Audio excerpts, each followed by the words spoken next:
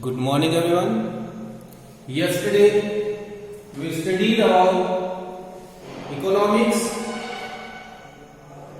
and two important components of economics, that is scarcity of resources and choice. Now we'll move further and we'll study about the different types of economics. The first categorization is done as microeconomics and macroeconomics. Now, first we will understand what is microeconomics. Micro, you can understand by the name. Micro means very small. This word has its origin from the Greek word micros, M-I-K-R-O-S, micros. Micros means small. So, when we study microeconomics, we study economic activities of 1 unit, just like demand for salt by individual household, demand for clothes by me, demand for pen or book by any one of you.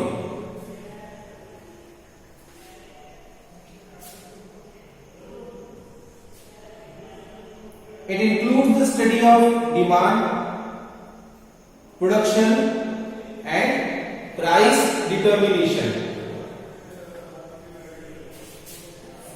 Demand, production and price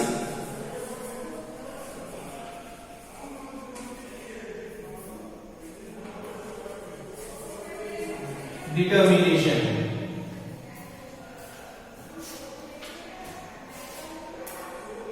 Now, so you understood, microeconomics is the study of 1 unit or a small section of economy, and we study about the individual demand, production and price determination while studying microeconomics. Whenever we talk about individual sector, individual person, individual industry, we study microeconomics. If you are talking about one industry, you are talking about microeconomics. If you are talking about household sector, you are talking about microeconomics. Now, if we consider economy as a whole and we study and we talk and we discuss everything in detail, that is called macroeconomics. What is it called? Macroeconomics. Now, macro is also has its origin from Greek word, that is macros.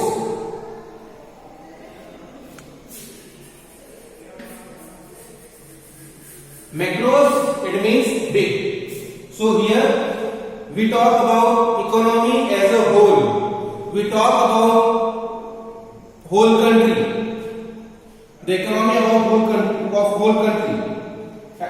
And here, what we study? Here we study about national income.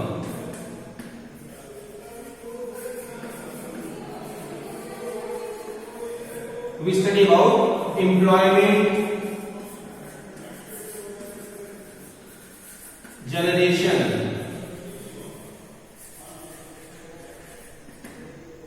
We study about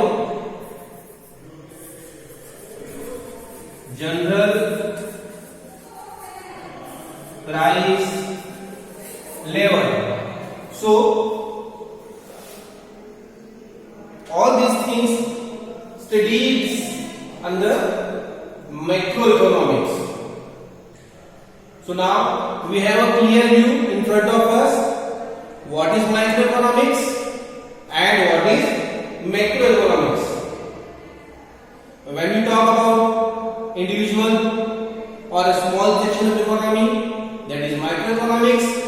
when we study economy as a whole, that is macroeconomics. When we study about demand, production and price determination, that is microeconomics. And when we study about national income, employment generation, total employment, general price level, then we study macroeconomics.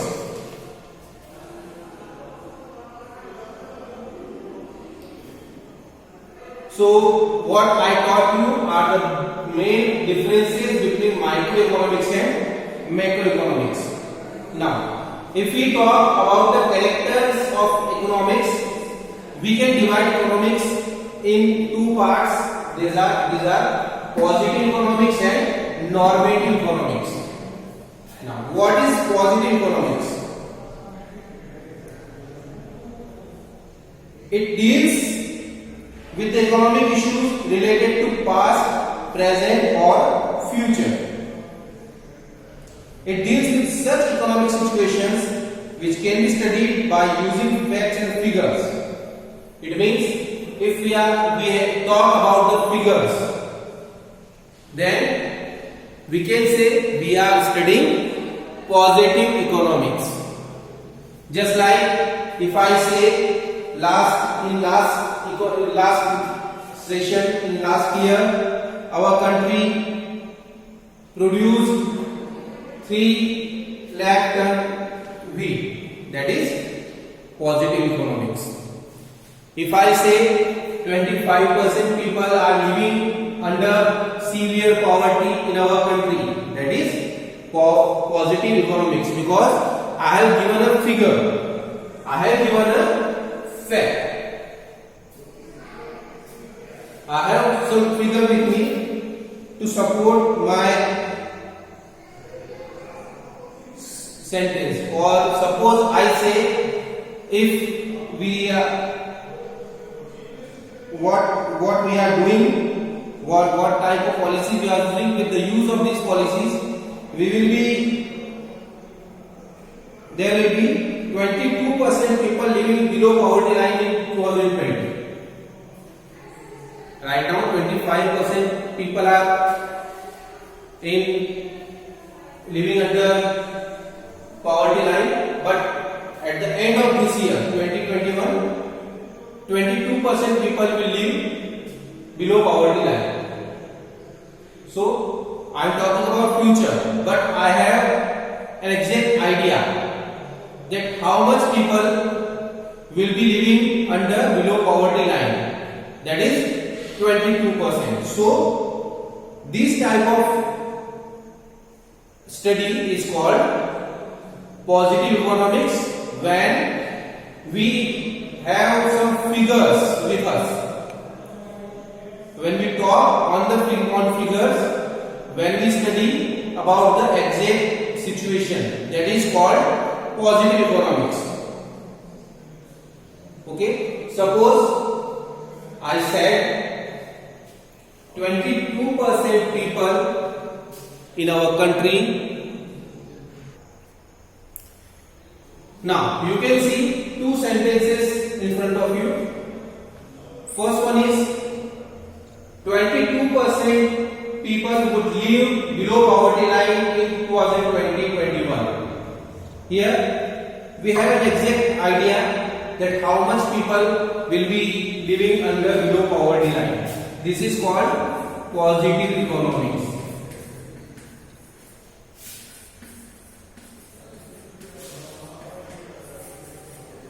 In the same way, the next sentence, there might be 22% people living under poverty line in 2021. There might be, it means I am not sure. And when I am not sure, that is called normative economics. What is it called? It is called normative economics.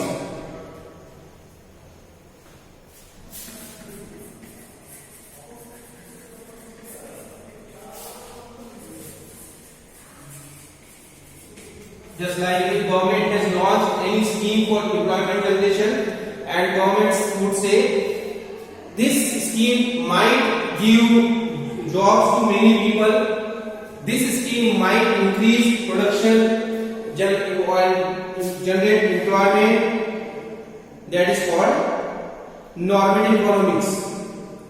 When we say ought to be, might be, when this type of word comes under this category, then it is called normative economics.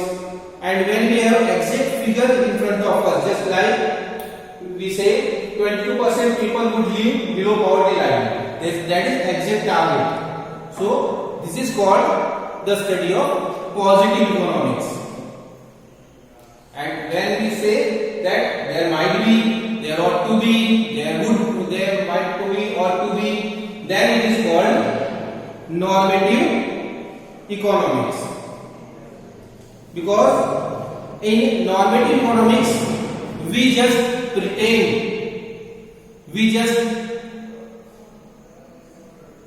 take an idea that it might happen, ये हो सकता है. And when we talk about the positive economics, then we say this will happen, ये होगा. So this is positive economics and normative economics. So today we studied different types of economics. First one microeconomics and macroeconomics, and then positive economics and normative economics. Thank you.